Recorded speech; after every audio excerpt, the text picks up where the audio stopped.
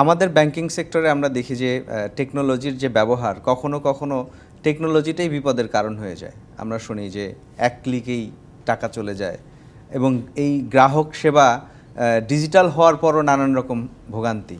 তা আপনি তো তথ্য প্রযুক্তির মানুষ, আপনার কাছে একটু জানতে চাই যে আসলে কি অবস্থায় আছে এটি। ধন্যবাদ। টেকনোলজি আমরা কেন ইউজ করি?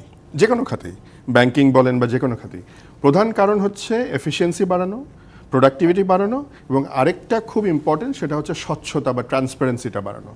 সো যখনই আপনি ফাইন্যান্সিয়াল সেক্টরে আপনি টেকনোলজি ব্যবহার করবেন, আপনার স্বচ্ছতা তো বাড়বে, একটা অডিট ট্রেল রয়ে যাবে। সো এই ধরনের যে কোনো রকম ক্রাইম, ফাইন্যান্সিয়াল ক্রাইম, সেটা কিন্তু তখন খুব কমে যাবে আর কি, বা সেটাকে খুব সহজে ধরা যাবে। সো সেই কারণে মানুষ টেকনোলজি ইউজ করে। টেকনোলজি আরেকটা কারণে ইউজ করে, মানে আমাদের ফাইন্যান্সিয়াল সেক্টরে, সেটা হচ্ছে যে আমাদের ফাইন্যান্সিয়াল ইনক্লুশনটাকে বাড়ানোর জন্য।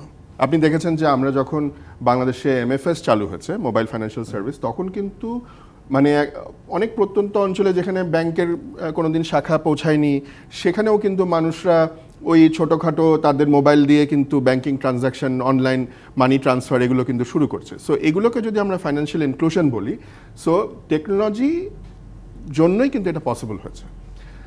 আপনি যেটা বললেন যে কোথায় আছি, সেখানে মুশকিলটা হচ্ছে কি যে আমরা, যদিও এই কথাগুলো আমি বললাম, হয়তো অনেকে শুনে আমার সাথে একমতও হলেন হয়তো, কিন্তু প্র্যাকটিক্যাল ইয়েতে গিয়ে দেখি, যে ফিল্ডে গিয়ে দেখি যে টেকনোলজিতে টাকা বরাদ্দ রাখতে সবাই একটুখানি মনে করে যে না ঠিক আছে, এটা আমার টপ প্রায়োরিটি না।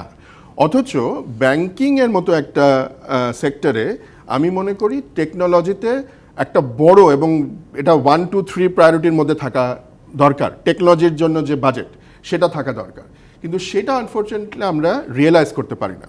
আমরা অনেক সময় যখনই হয়তো কোনো রকম হয়তো আমার অ্যাডজাস্ট করতে হবে, তখন টেকনোলজির বাজেটটাকে আমি কিন্তু কাটছাট করি। আবার মজার ব্যাপার হচ্ছে যে টেকনোলজি বলতে আমরা যেটা বুঝি, আমরা অনেক সময় বুঝি যে দৃশ্যমান কিছু, হয়তো সার্ভার, কোনো মেশিন, মানে এই ধরনের জিনিস, কিন্তু ওইটা তো বটেই, আমাদের লাগবেই, কিন্তু সফটওয়্যার যে পিছনে কাজ করছে, সেই সফটওয়্যারটা যেহেতু দেখা যায় না, ছোঁয়া যায় না, সেই জন্য এইখানে আমরা বরাদ্দ রাখতে চাই না। সো এর ফলে যেটা হয়, আপনি যেটা বললেন যে অনেক সময় বিপদ ডেকে আনে, যখনই কোনো জিনিস খুব পাওয়ারফুল হয়, ওই যে বলে না যে with great power comes great responsibility. So আপনি যখনই এরকম টেকনোলজির মতো একটা জিনিস, ওটা যদি আপনি ঠিকমতো ব্যবহার না করেন, অন্যরা সেটার অপব্যবহার করতে পারে, এবং অপব্যবহার যদি করতে পারে, তখন কিন্তু খুব সহজে এটা দিয়ে ক্রাইম করা যেতে পারে। সো সে ব্যাপারে কি করতে হবে? আমাদেরকে সচেতন হতে হবে, আমাদেরকে এই ধরেন সাইবার ক্রাইম, সাইবার সিকিউরিটি, এগুলোতে ইনভেস্ট করতে হবে। সো আমার মনে হয় এইগুলোতে এখনও আমাদের অনেক দূর যাওয়া বাকি আছে।